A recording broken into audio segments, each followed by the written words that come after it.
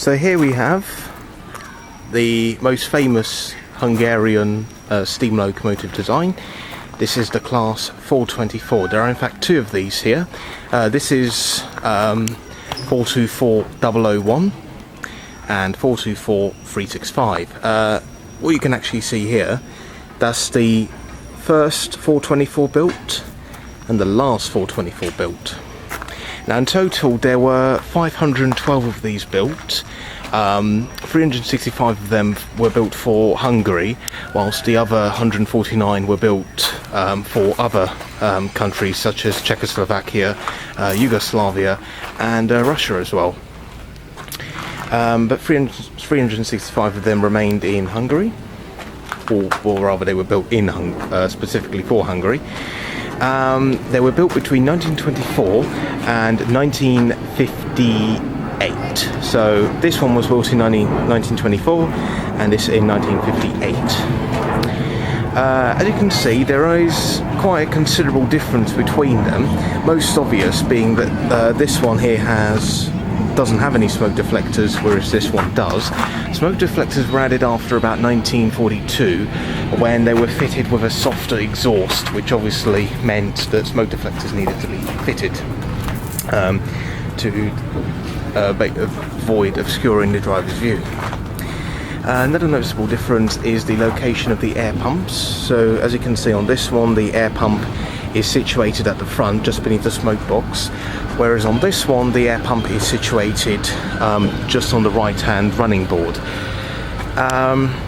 The air reservoir tanks are situated just beneath the boiler, but as you can see there are noticeable differences between these.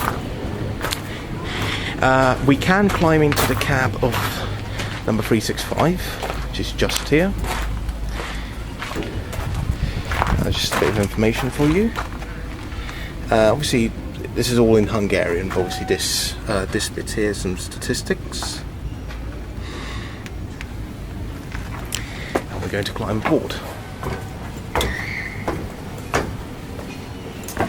Okay, so here we are on the footplate of a 424. Now the footplate itself didn't change an awful lot during the years they were built.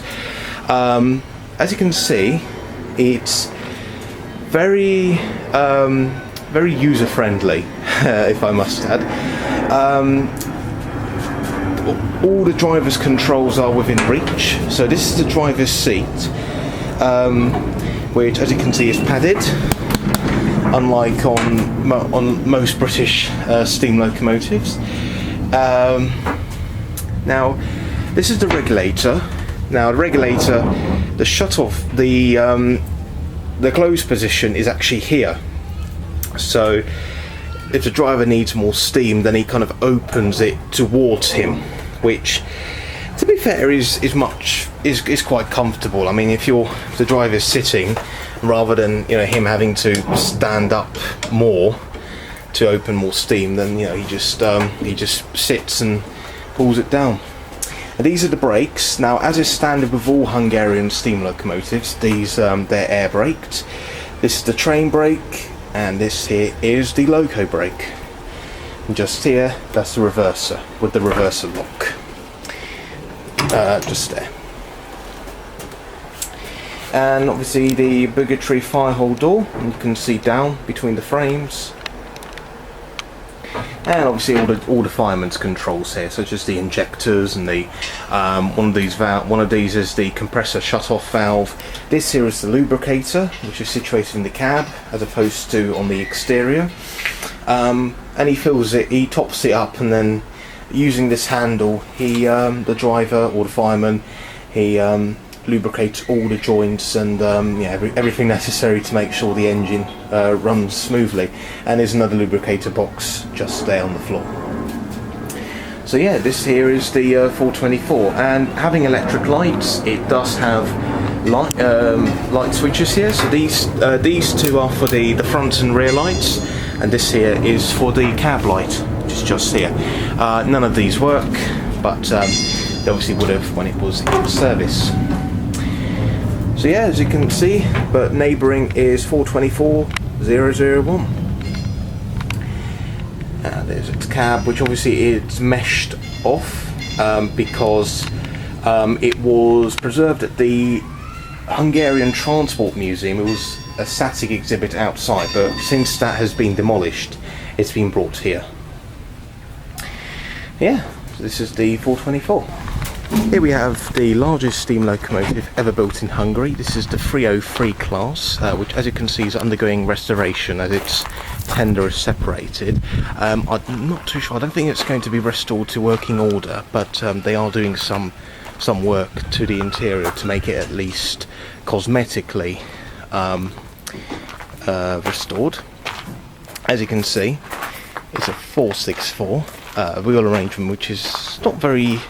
I don't think there were 464s in Britain. Correct me if I'm wrong, but as you can see, so you've got the 4 bogie wheels there, and you've got these 6 enormous driving wheels, and then the 4 bogie wheels just beneath the cab.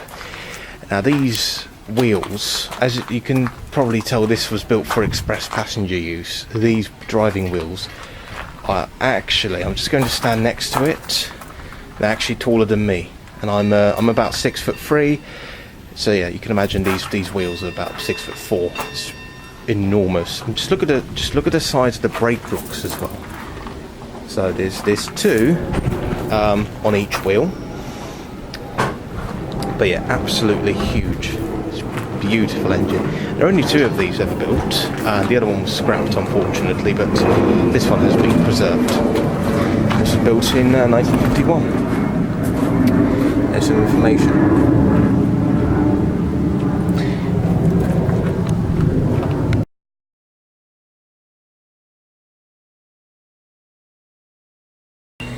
Here we have a design which people may be more familiar with, but this is a Kriegslok. So these were built in Germany during World War II. This particular example being built in 1943, and in Hungary they were classified as the class 520, as you can see by its running number, 520034.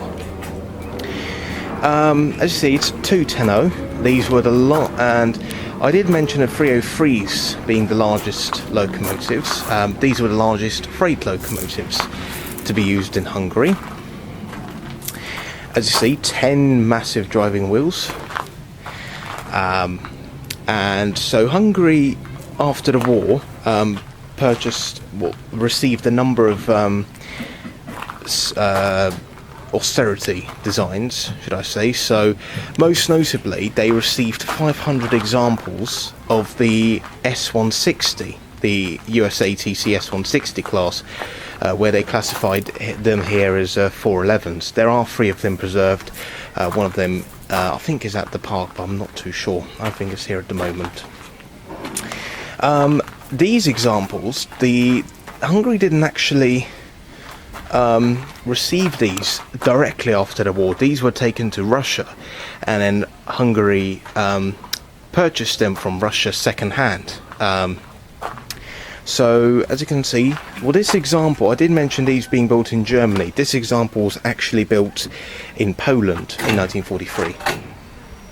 So, as you can see here, so it was built in 1943. It was immediately taken to the German railways, and in 1947 it went to the Soviet railways, or Russian railways rather, and then it was purchased in 1963, and it was scrapped in 1984.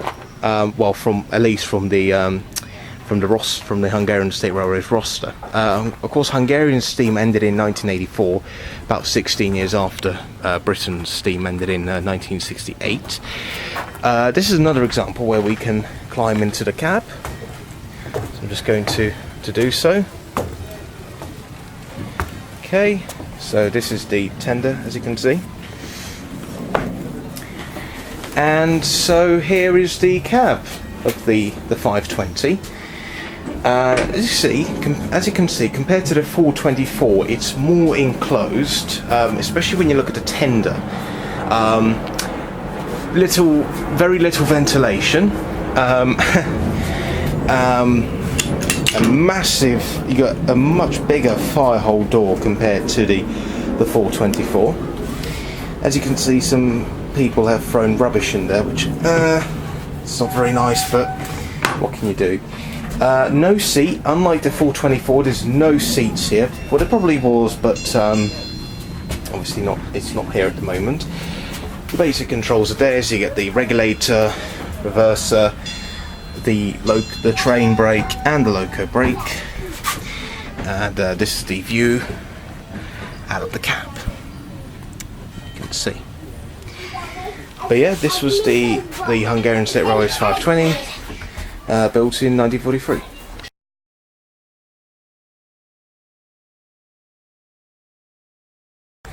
This example was the very first Pacific built in Hungary, so it's got a 462 wheel arrangement. This is the 303, this is the 301 class. Hungarian steam engines, so they had a 3-digit class allocation. The first digit referred to the number of driving axles they had, so because it has 3 driving axles, it's a class 301. And as you can see, so very much like this example is a 328 class. These were built in 1922, so these were slightly later than the 301s. 301s were built in, I think from about 1900, no, these were built in, this particular example was built in 1914, so it's over 100 years old now. As you can see, it can be repainted. I mean, the 328 has been repainted, but hopefully they'll come to that as well. Here's the brake pump, obviously because it's a Westinghouse air braked locomotive, as is standard with Hungarian steam engines. And here's the rear trailing axle. And here are the driving wheels, and then the 4 bogie wheels up at the front. So this was a Pacific. This particular example went at 100 kilometers an hour, and it was withdrawn in 1968. So it did survive for an awful long time. It was built in 1914 and then withdrawn in 1968. Well, that's quite the working span. Anyway, we're going to climb to the cab of the 301. This is 301016, and it is the only surviving locomotive of its kind.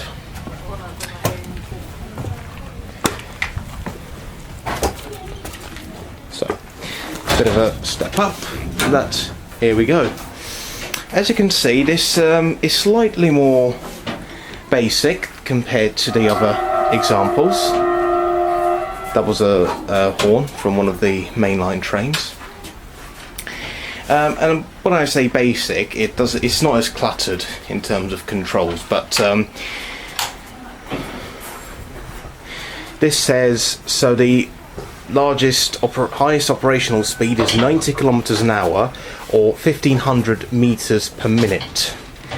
I'd rather use 90 kilometers an hour. It's a little bit less complicated.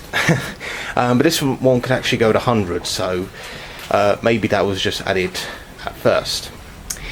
The train brake handle's not here, but the loco brake one is, and this is the reverser, and then the regulator as well, with the regulator lock. So just remove that, push it up, keep that up as well, and then, gosh, it's a bit tight, there we go, job's done. So that's how you basically lock an engine. But yeah, so this is the 301. Can't open the fire hole door because the handle is, well, I can't reopen it using that, but oh well. But as you can see, it's quite modern for its age. I mean, the controls are very easy to reach, but obviously not as comfortable as later designs. But for its time, it was a very, very powerful and fast locomotive.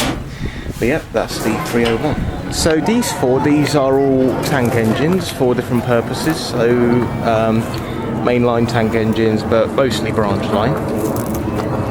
This example here, 3751032, was actually the very last steam locomotive ever built in Hungary in 1959. So it was built a year before Evening Star, but it was in service until about 1984, I believe. This example is very interesting. It's a fireless locomotive. Because this works in a wood yard, so the only way they can operate it was by filling it with steam from this pipe at the front, and it basically worked as on a steam battery. So it couldn't work as a fire, couldn't work with a normal fire like this locomotive, for example, because of the risks associated with fire and sparks and stuff. But it works well. This one actually worked for as long as 1991. It worked right up until 1991, and then it was preserved immediately because of its significance. But here's a general view of the locomotives. So these are the bigger locomotives of the Hungarian state railways. And we turn this way to the smaller locomotives. These are the old locomotives built up until about the turn of the century. So they've got very similar smokebox designs, as you can see. Some of these were built in Hungary, but some were built in Austria as well, or Germany. That example there, the green one, that was built in Austria. And then this example just here was built in Austria as well. But this example and that example, they were built in Hungary. Now we're going to turn to the more modern engines. Well, not so modern now, but obviously compared to these, more modern.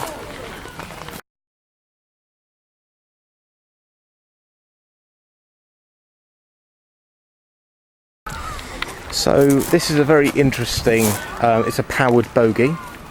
Obviously they don't make these anymore. Engines nowadays can be much smaller, so this kind of design isn't required now. But we have come to the modern engines. Not so modern now, but obviously, as I said, compared to the steam locomotives, more modern. This locomotive here, well, it's a multiple unit rather, but this was actually the private unit for János Kádár. Kádár was the Hungarian Prime Minister from 1956 to 1989 for most of the communist regime, and this was his private locomotive. Now, it was well known that Kádár hated flying, so he always preferred to take the train. Now, you cannot board this train, but I've been inside it. It's fully equipped for business purposes, so he's got sleeping compartments, and also there's a table as well where he can have meetings with. We had meetings with officials. But yeah, it's all fully equipped to transport him. So basically, this was Kádár's US Air Force One, obviously on rails. That's the miniature railway just there. Now, in case you're asking, I don't think this was bulletproof. It was heavily guarded wherever it went, but I don't think it was bulletproof. But yep, this was Kádár's private train. This here is the M46 diesel. These were built in the 1950s. Just here, these two were the very first electric locomotives to be built in Hungary. These were designed by Kálmán Kondor, who was the inventor of the AC locomotive. And so the V40 and the V60, the V40s were built for passenger work, the V60s for freight. And both of these worked on the Budapest to Hegyeshalom railway, which was electrified in 1932. Sadly, Kondor Kálmán never saw these two locomotives because he died in 1931. But yeah, as you see, very interesting design. So it's got coupling rods. The engine, the motor itself, is actually in there, and it's basically drives the wheels by means of a shaft that's connected to the motors. This is a rather interesting rail car used for inspection. In fact, on this whole row, as you can see, got maintenance vehicles. So there's one there, and there's one behind it, and then there's another one there. Don't know too much about these, but obviously they were used for maintenance. These three, this one, and then those two, these are snow plows. This here, this is a all of them are unpowered. All of them are they have to be propelled. So you can see here, this is a massive snow plow. This one, see this massive snow plow. That there is a V55, not so successful electric locomotive, withdrawn fairly early. This one here, it looks self-propelled, but it isn't. It was built in 1942, and it's got a cab to basically look out of the front to view any hazards. But this particular example, it's not self-propelled. This one isn't self-propelled either.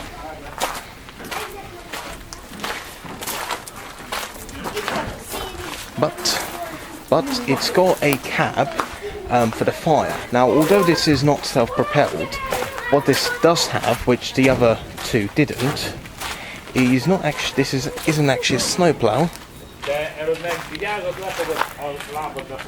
This has a rotating blade. So whereas the other ones, they push the snow forward, this one actually sort of chucks the snow out through that gaping hole above, obviously spinning it in the process. This one here is just a regular snow plow up at the front. This is also needs to be propelled as well. None of these snow plows are self-propelled. They all need an engine to push them. But yep, as you can see, these are the snow plows. Here's a breakdown drain, which this one is actually self-propelled, as it's got a cab just there and a diesel engine. Or actually no, this is not a breakdown train, I do apologise. This is actually a sleeper ballast train. So as you can see, it can pick up the ballast and shove it about, obviously to fix it. These vehicles here, these are old railway vehicles, they're not actually part of the museum, even though you can go up to them, but they're not officially listed. There's a bit of a sort of scrapyard just up from here, which you can't visit. This is where they basically store old railway coaches, not engines, but coaches. Here's an electric line to. Oh, here's a breakdown. Now these are breakdown trains. In fact, there's a third one just here. Coming on the other side of the snowplows, we've got two electric locos. So one of them I've already mentioned. The green one is the V55. This blue one is the V42. It was built in Well, actually, no, this is the V41. V42s were the more successful designs. These were built in the early 1960s. The V41s weren't very successful. They had to be withdrawn early, but all the problems that the V41s faced were rectified in the V42s. Here is the V55. Now the V basically stands for V-line, which means electric. This was built in 1954, and it was withdrawn in 1973 because it wasn't very successful. It was designed to go at 125 kilometers an hour, very fast for an electric loco at the time, but obviously because of its problems, it never reached its full potential. The M47 here, as you see, it's the condition of it does leave a lot to be desired. These were actually built in Romania, and they were delivered in the 1970s to Hungary. Here's a couple of freight wagons in much better condition than this locomotive. Here's another view of the V40 and the V60. And this concludes the modern engines.